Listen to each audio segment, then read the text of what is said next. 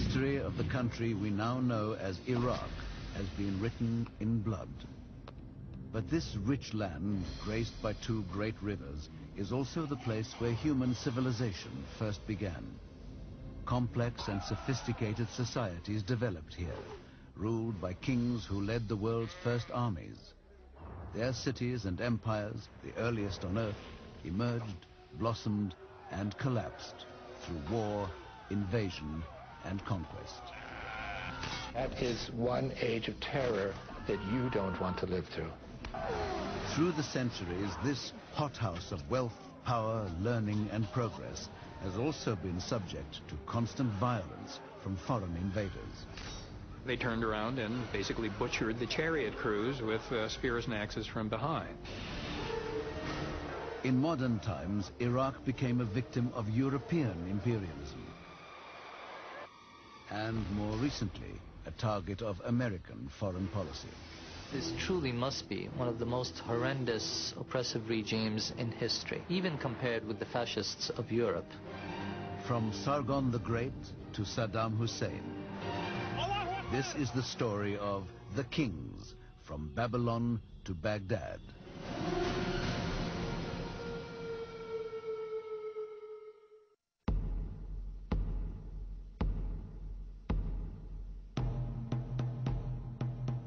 Mesopotamia, the Greek name for ancient Iraq, means the land between the rivers. The rivers in question are the Tigris and the Euphrates. The Mesopotamian plain, part of the Fertile Crescent, was the perfect environment for civilization to flourish. Abundant water allowed an advanced tribal culture to develop long before Egypt, Greece, and Rome. Flint tools easily worked the rich soil, producing grass for sheep and goats and fields for barley. Nomadic tribes grew into settled communities, and their settlements grew into towns.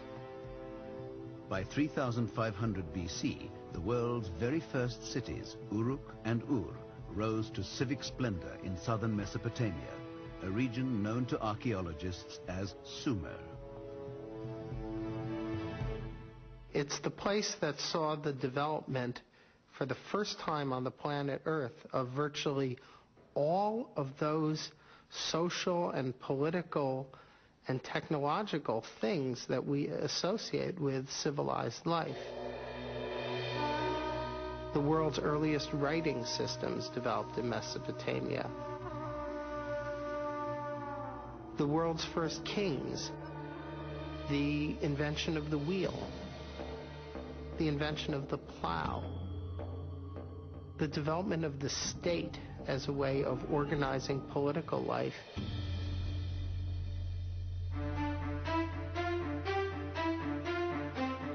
By 2900 BC, Mesopotamia was a patchwork of 30 or so individual self-governing city-states.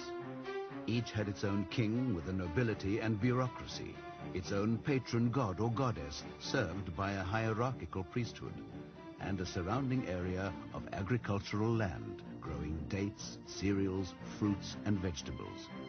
Rival cities forged alliances to strengthen their individual independent status or to conquer their neighbors. Distances between these cities were actually quite small, and because the irrigation land was so valuable, these cities were constantly at war with one another for the smallest of advantages.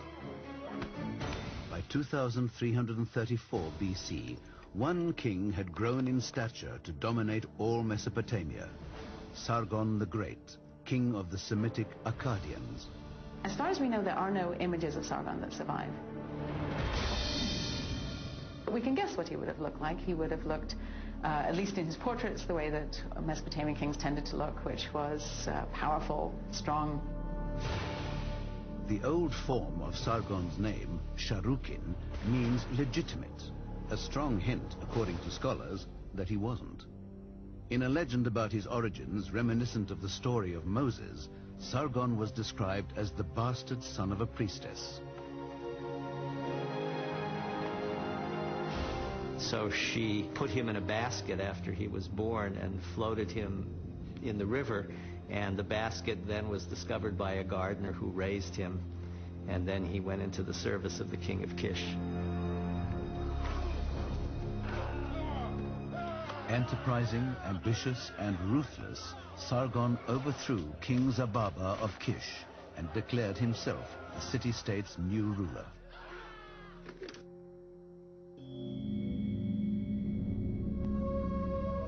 He reigned from Agade, the capital city he built north of Sumer in the state of Akkad, although its precise location has never been found. Sargon then started to take over southern Mesopotamia. His first conquest was the city of Uruk, where he captured and then humiliated the king Lugal-Zagisi by dragging him into captivity on a leash. Within a short time, Sargon was master of all the land as far south as the Persian Gulf. And then after he conquered Uruk, he conquered other southern Mesopotamian cities, and then he seems to have thought, for whatever reason, I can keep going. He wasn't content simply, as the earlier Sumerian kings had been, to fight local battles. He wanted to take over what was then the known world. Remarkably, he did exactly that. Over his 56-year reign, Sargon conquered northern Mesopotamia, northern Syria, and eventually reached the Mediterranean to capture what is now southeast Turkey. Sargon created the world's first empire. The first king in the world to decide to take over lands that were occupied by people of different nationalities, different languages, different gods. And he was somebody that Mesopotamian kings from that time onwards looked up to. He was the king that really set the ground rules for what it was to be an emperor. Sargon's empire was unique in its size and composition and its sophisticated administration. He tried to unify this vast area and reorganize it in a way that it had never been done before.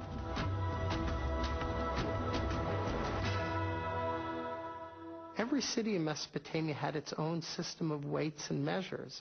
Sargon standardized weights and measures throughout the whole area he had conquered.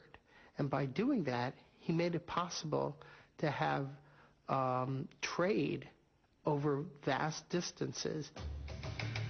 Sargon was an expert military strategist who regarded warfare as the supreme instrument of power. He was the first ruler to maintain a standing army. Men drafted from all cities in the empire made up a huge force of 5,400 men. Such an army was expensive. So Sargon instituted an effective way to feed his troops: requisitioning, a military euphemism for plunder. They fed themselves, the army, from the land there, so that the campaigns were more or less set to go at the point when the harvest was completed throughout Mesopotamia. That is one age of terror that you don't want to live through.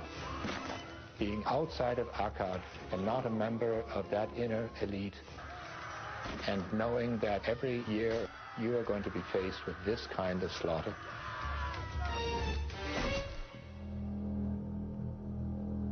Sargon reigned until his death in 2279 BC.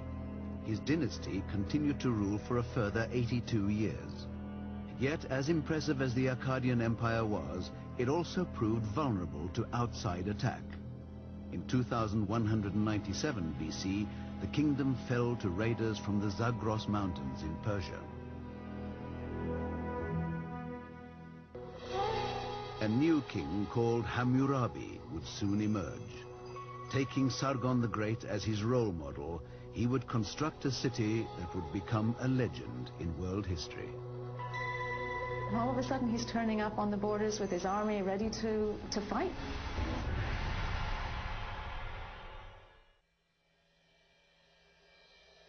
In 2197 BC, chaos followed the fall of the Akkadian Empire that originated with King Sargon the Great. Asiatic tribesmen invaded from highland strongholds in the west. Total anarchy all but destroyed a civilization nurtured over centuries. Finally, in 2112, the kings of Ur restored some semblance of stability. Then a new threat appeared from the northwest. a wild nomadic people called Amorites descended to terrify the settled farmers of Mesopotamia. They saw the Amorites as barbarians. Their descriptions of them, these are people who don't farm, they don't live in houses, they live in tents. They don't bury their dead on the day that they die. They don't cook their meat. But after the initial turmoil caused by sudden immigration, the seasons and patterns of agricultural life in the flatlands began to work their calming magic.